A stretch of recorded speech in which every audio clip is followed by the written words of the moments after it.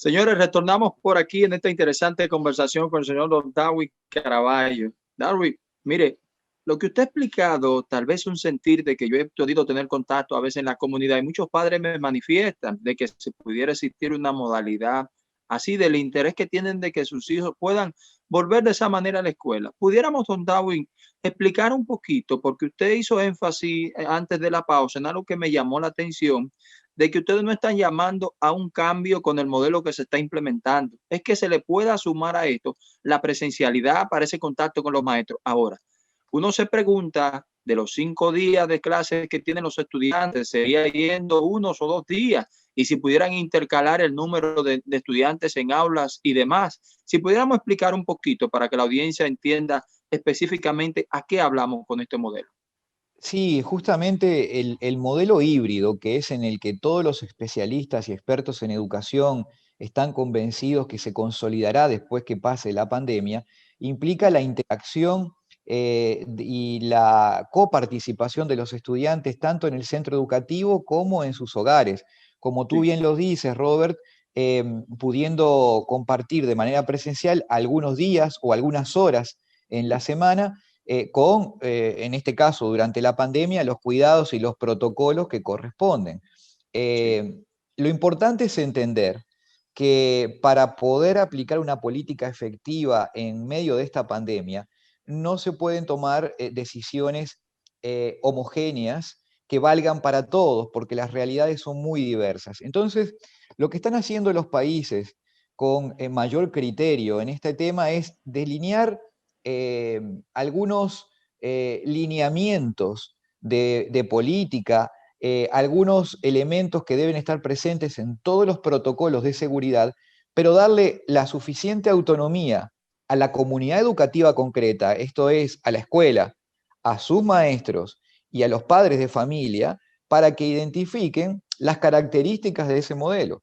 Me quiero explicar, puede haber una localidad en el centro del país, en el Cibao, en una zona rural distanciada, donde la enfermedad no está presente.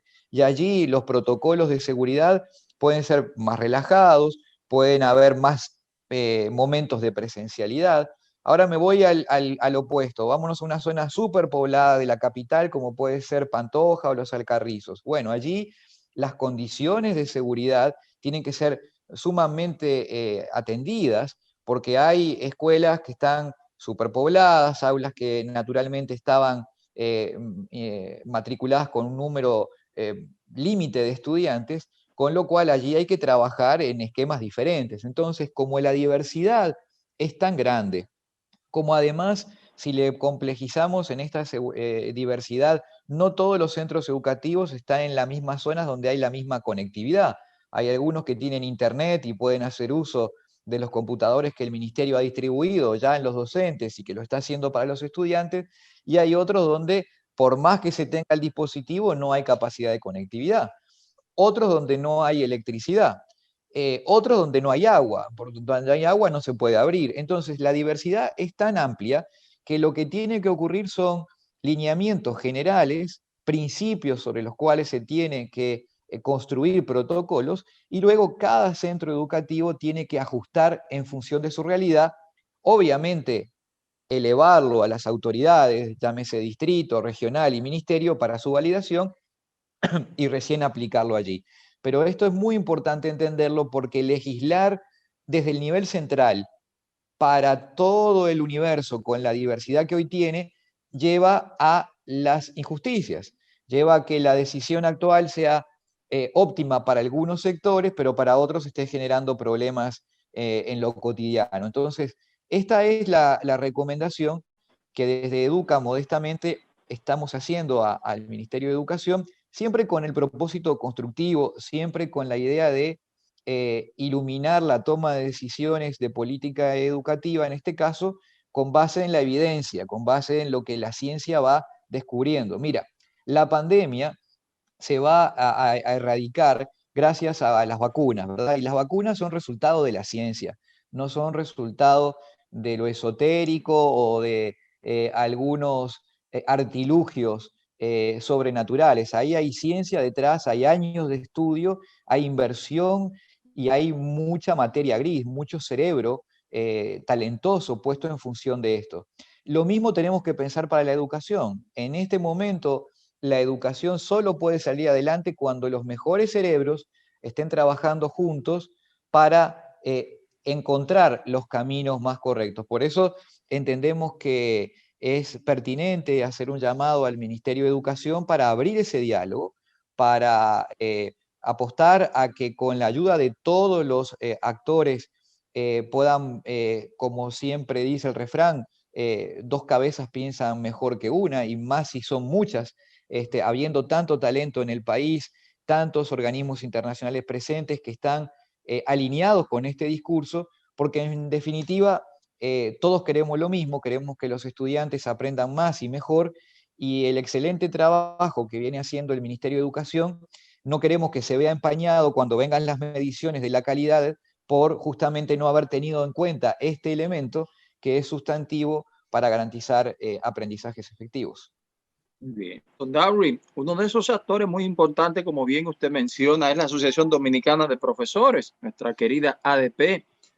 ¿Han externado ellos su posición en cuanto a esta propuesta o tienen ustedes alguna información de qué dirían ellos? Ya que hace un tiempo escuché que ellos estaban reclamando porque algunos maestros estaban siendo afectados por el COVID-19. ¿Se han expresado ellos en este sentido, don Darwin? Mira, Robert, es muy importante tu pregunta porque es verdad, hay muchos maestros que se están contagiando de COVID, pero mira la paradoja, se están contagiando y las escuelas están cerradas. Sí. Es que no es que se estén contagiando solo los maestros, se están contagiando los maestros, los periodistas, los técnicos, el frutero de la esquina y cualquier persona, porque la enfermedad está en la sociedad y no es que esté afectando en particular a un sector ni a los maestros en particular. Los maestros forman parte de la sociedad dominicana y obviamente transitan, hacen compras, salen, toman el transporte público, y allí es donde se están contagiando. Entonces, los contagios no vienen como consecuencia de asistir a la educación, vienen como consecuencia de ser miembro de una sociedad en, en cuyo momento está una pandemia instalada que es altamente contagiosa y que se contagia por el aire. Pero afortunadamente tenemos elementos de disuasión de esa enfermedad, que es el uso de la mascarilla y los hábitos de higiene, más el distanciamiento social. Eso no quiere decir que tengamos que dejar de movernos. Y de hecho, en otros sectores de la economía hay protocolos, como los hemos visto, que están funcionando y están funcionando bien. Y en buena hora que es así, porque es una falsa dicotomía pensar en la economía versus la salud. No hay buena salud si no hay buena economía, y no puede haber economía si no hay buena salud. Esto es parte de, son dos caras de la misma moneda, es una falsa dicotomía. El país en este momento necesita reactivarse, lo está haciendo de manera ordenada, muy inteligente, con un gran sentido de cultura cívica que ha llamado la atención porque se están respetando los protocolos en gran parte de los sectores que se están reactivando, y eso llama auspiciosamente a considerar que la educación también debiera ser un espacio donde con protocolos rigurosos y con estos modelos híbridos, vuelvo a insistir, no es volver a que los niños estén 8 horas en el centro educativo, dentro de un aula, los 5 días de la semana hábil, sino que estén asistiendo en momentos puntuales a tener el diálogo con el maestro, ese intercambio cara a cara que es tan necesario en la educación, y con los propios pares, porque además del aprendizaje, es muy importante en este momento estar cuidando y velando por la salud emocional, espiritual y mental de los estudiantes. Ok, ok. La maestra presidenta de la ADP, precisamente ayer vi que estaba haciendo unos reclamos por pagos pendientes a docentes y personal administrativo, ya un poquito diferente de este tema. También hace unos días vimos que los maestros de la Universidad Autónoma de Santo Domingo también estaban reclamando con temas de pago. Sé que tal vez estos temas no son de lo de la agenda de Educa, pero en sentido general, ¿cómo valoran ustedes estos reclamos y estas peticiones de los maestros en un tiempo como este que vive la educación y nuestro país, como bien usted dice, con esta pandemia? El reclamo que hacen los docentes es un reclamo legítimo. Llega el primer día del mes y no tienen en sus cuentas los saberes correspondientes. Eso no hay mayor discusión. Es un reclamo legítimo. Lo que no es legítimo, desde el punto de vista de Educa, es afectar por esa consecuencia a los niños y dejar de cumplir con las responsabilidades de dictar las clases, porque no se está hablando de que los profesores dejen de cobrar. Hay un pequeño retraso, en este caso estamos hablando de un día, en el momento debiéramos verificar si esto ya se resolvió y que es fácilmente explicable. Recordemos que el gobierno del presidente Abinader, que asumió en el mes de agosto, estaba operando con el presupuesto aprobado durante el último ejercicio del presidente Medina. Recordemos que los presupuestos van desde el 1 de enero hasta el 31 de diciembre. El presupuesto administrado por el presidente Abinader y su gobierno acaba de activarse el 1 de enero. Y esto genera algunas complicaciones porque hay aspectos logísticos propios de la transición de administración de un periodo a otro. Incluso ha pasado esta misma situación cuando hay un cambio dentro del propio partido, porque cambian esos presupuestos, muchas veces cambian los equipos con ellos y se pueden generar algunos pequeños retrasos. Obviamente no es lo ideal, pero hay que ser comprensivo, no es que los docentes van a dejar de cobrar, en lo absoluto, es como cuando a nosotros nos ha pasado, nuestras organizaciones, que por una firma que no se consiguió, por algún aspecto que se retrasó, tal vez no cobramos el día que tenemos que cobrar, sino 2, 3 o una semana después. Pero nadie deja de cobrar, no se está planteando eso. Entonces, sería muy injusto para los estudiantes y sus familias que los profesores, por el retraso de apenas un día o de unos pocos días, pongámoslo incluso de 2 semanas, porque pudiera ocurrir así, que los cursos se vean comprometidos en en el dictado de ellos. No, no son los niños y las niñas los responsables de esto, no debieran pagar por esta situación. Entendemos la molestia de los docentes, es entendible, como cuando a cualquiera de nosotros nos puede pasar y tenemos que echar mano a estrategias de administración, pero es parte de las situaciones que se pueden presentar y en este momento, con tantas dificultades, con un momento en el que el país no solamente no es que ha dejado de aportar los recursos de educación, sino como vimos, los ha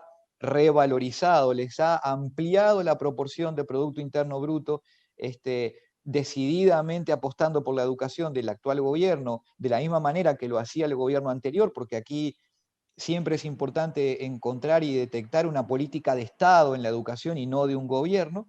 Bueno, se debe pedir a los docentes esa comprensión para no afectar el normal desempeño de sus funciones, con todas las dificultades que además veníamos discutiendo que se tiene, donde no hay una clase presencial, donde el docente no tiene contacto directo con el estudiante.